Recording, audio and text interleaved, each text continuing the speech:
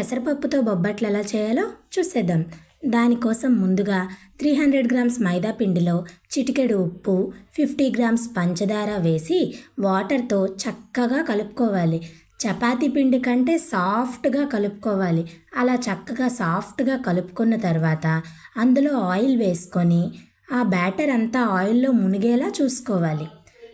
ఆ బ్యాటర్ని ఒక 1 అవర్ పాటు నానపెట్టుకోవాలి.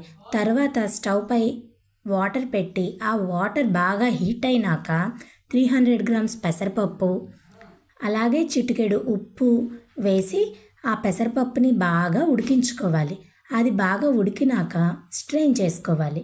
అది బాగా చల్లారినాక 300 గ్రామ్స్ పంచదార అందులో కలిపి గ్రైండ్ చేసి బాల్స్గా చుట్టేసుకోవాలి.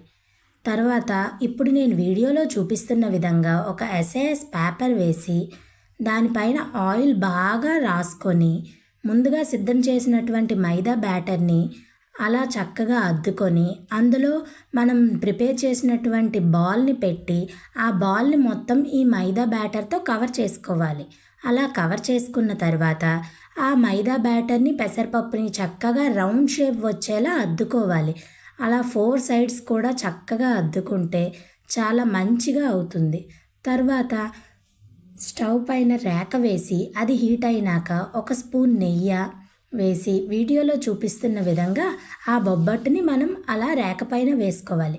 తర్వాత కొంచెం హీట్ అవ్వగానే ఆ SAS పేపర్ అనేది బొబ్బట్టు నుండి ఈజీగా సెపరేట్ అయిపోతుంది. అలా చక్కగా సెపరేట్ అయిపోయిన తర్వాత బొబ్బట్టుని గోల్డెన్ బ్రౌన్ కలర్ వచ్చేంత వరకు ఫ్రై చేసుకోవాలి. అంతే, వేడి వేడి బొబ్బట్లు రెడీ.